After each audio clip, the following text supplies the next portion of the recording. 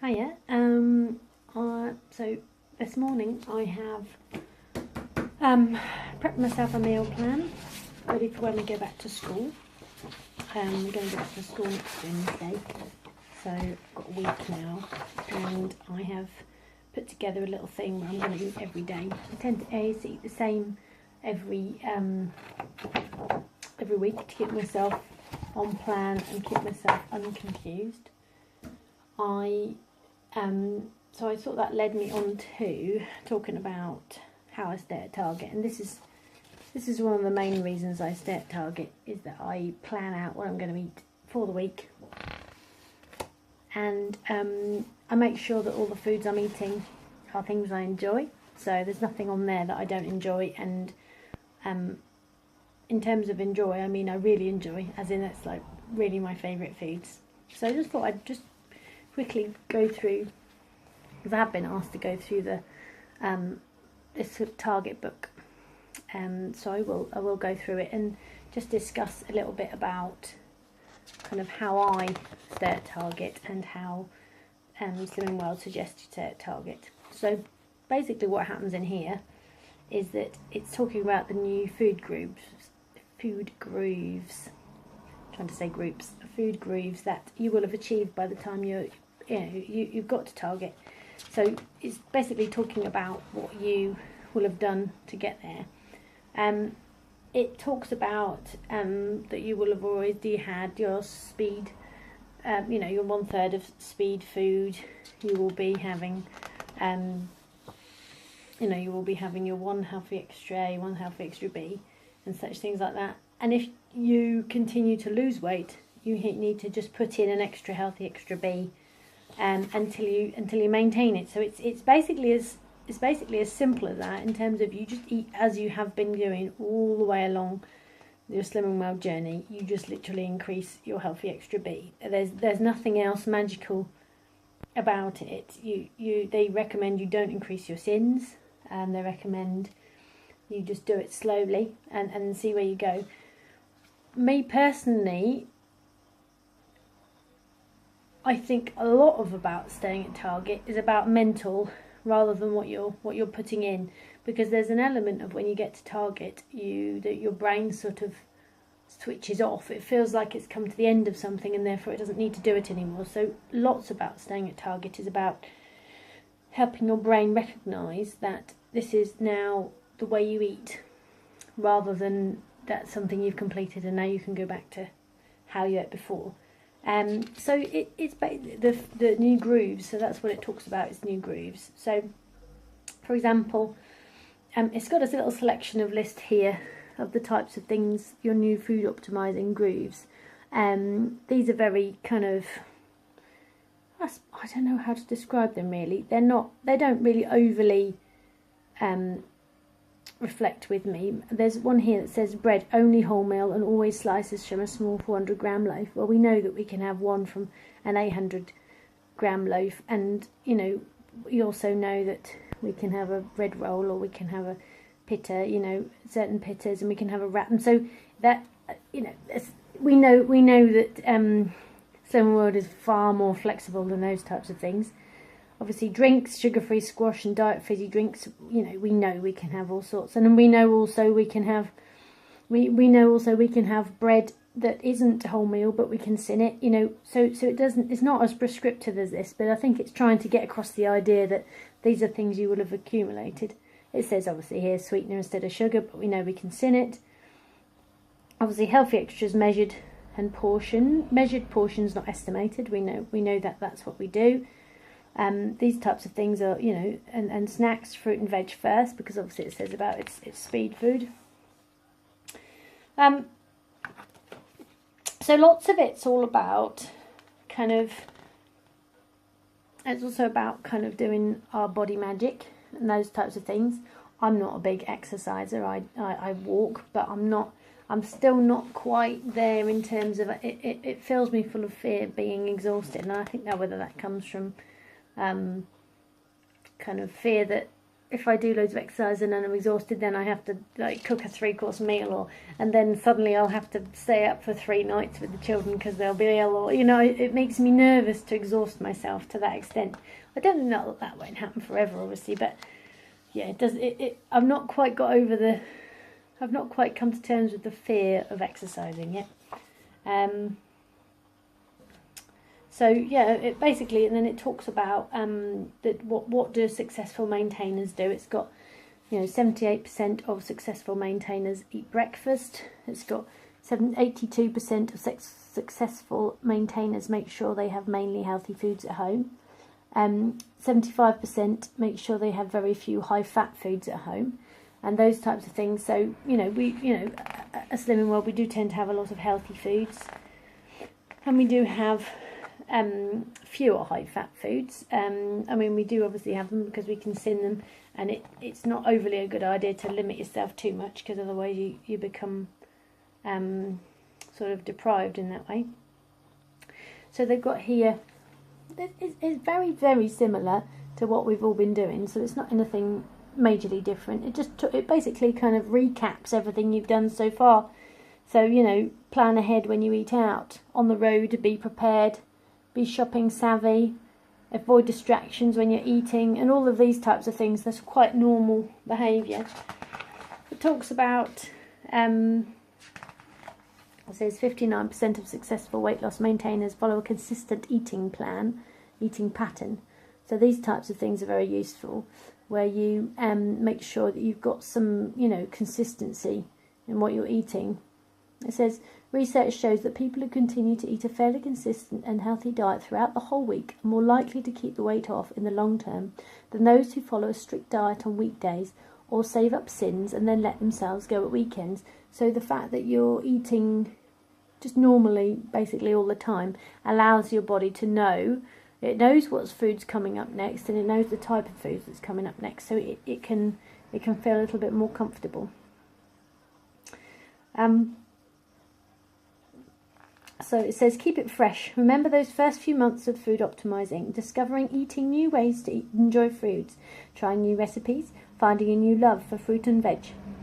That's what made losing weight so magical. It didn't feel like a hardship.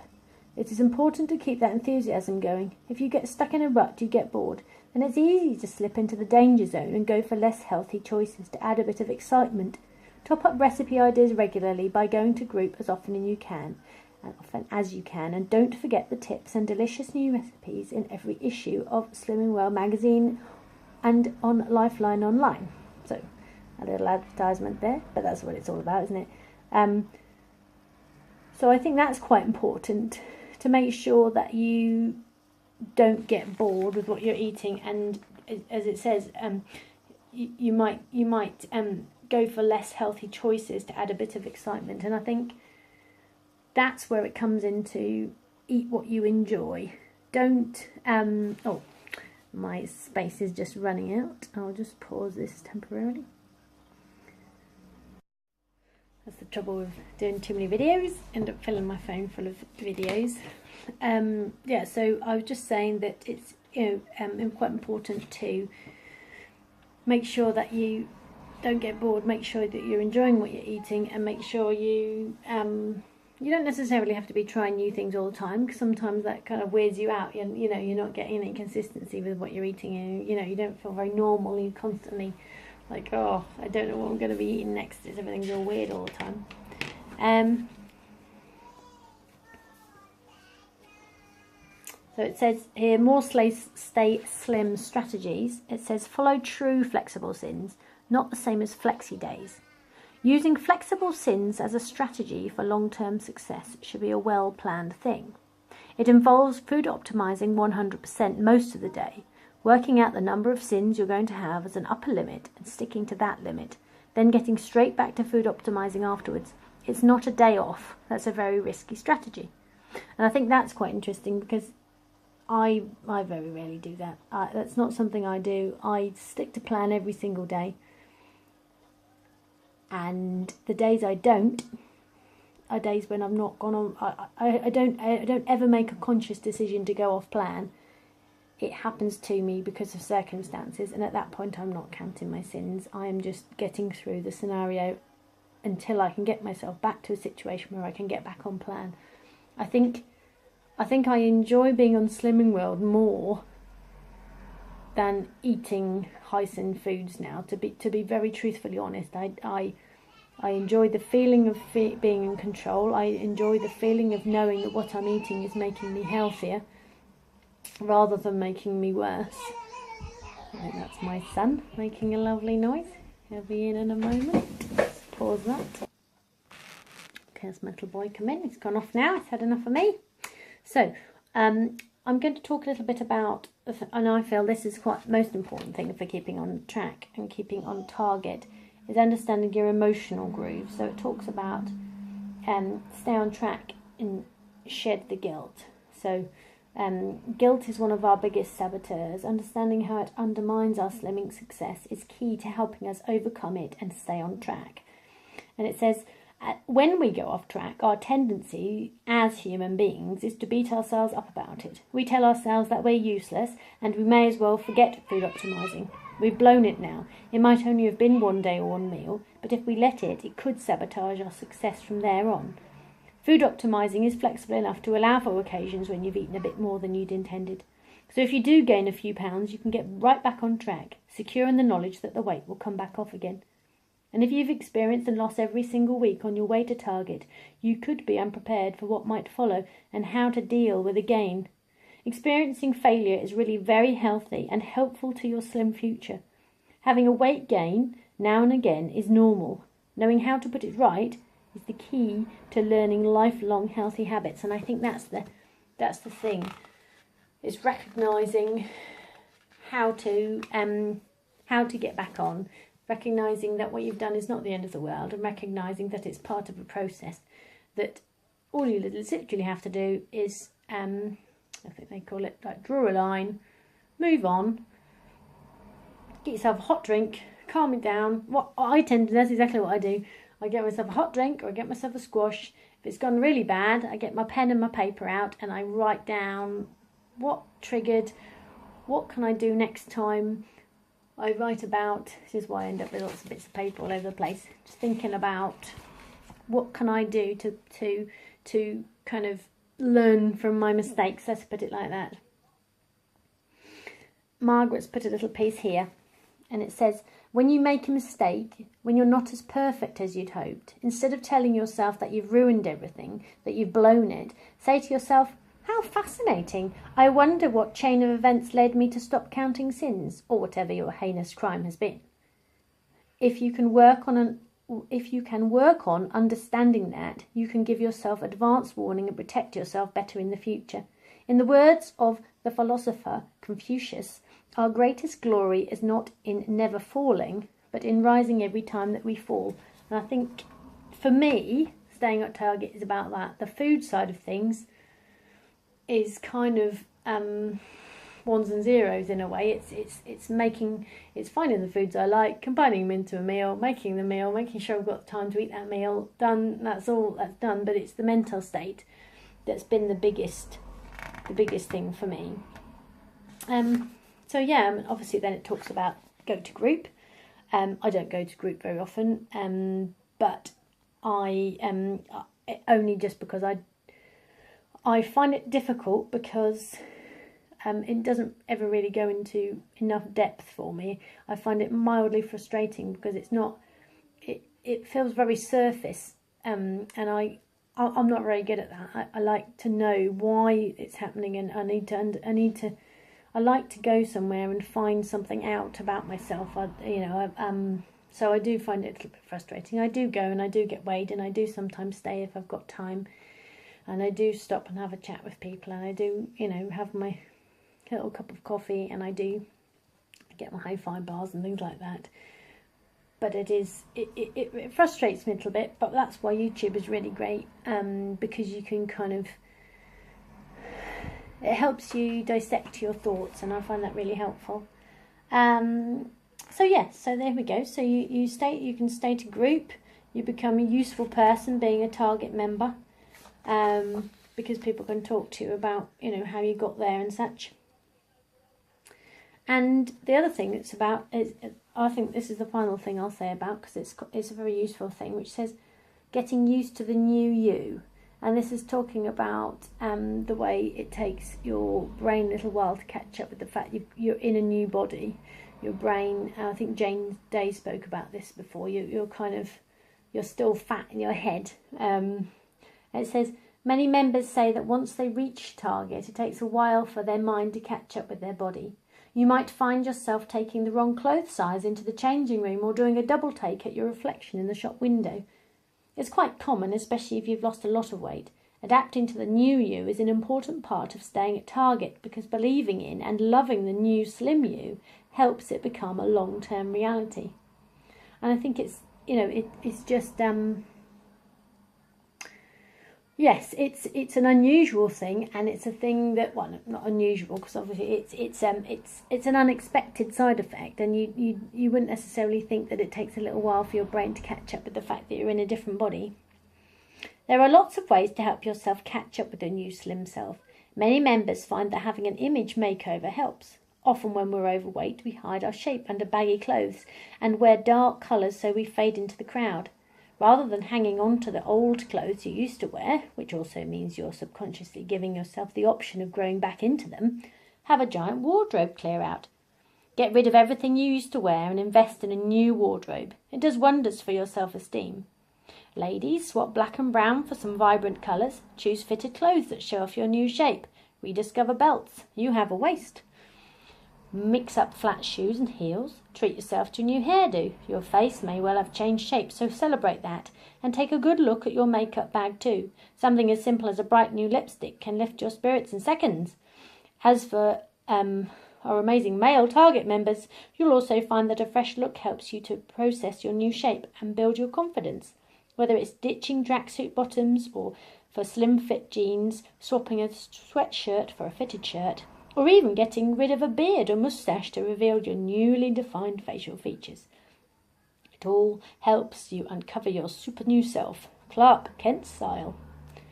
This might sound like small changes, but we know that they have a powerful psychological impact. They boost your confidence and help you embrace your new slimmer self. I think interesting in that, because I don't at all wear any makeup. I'm really rubbish at that, and also I am today wearing a black shirt. But interesting enough, what I have is the fact that I used to, sometimes people have this thing where they tuck their tops into their jeans. I've never been able to do that, but nowadays I can kind of do that thing where you can sort of tuck. I mean, it's not exactly, I'm still pudgy around the edges, but that'll go after my last.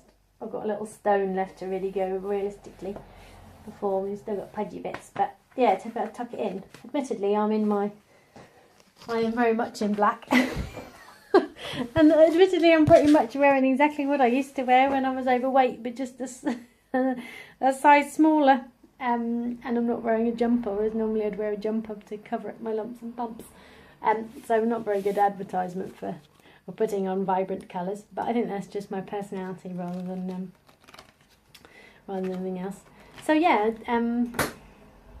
I think it would be great to know, if you're at target, what you do to keep at target, and how you maintain your weight. I think it would be great to know, if you're not quite at target, what you intend to do to maintain your weight when you get to target, because I think that's always quite nice to think about putting yourself in that situation if you're not quite there yet, so you can visualise being at target. Thank you so much for listening, and I hope that was useful, and I will do another video on my almighty levels of bits of paper. I'm going to do another video on why does Slimming World work. I'll do another one. I might not do that today, but I might do, as I don't have a day off with the kids, and it is raining today, so we're going to play Empty the Art Cupboard Out, which is always a good fun game. I will see you on the next video.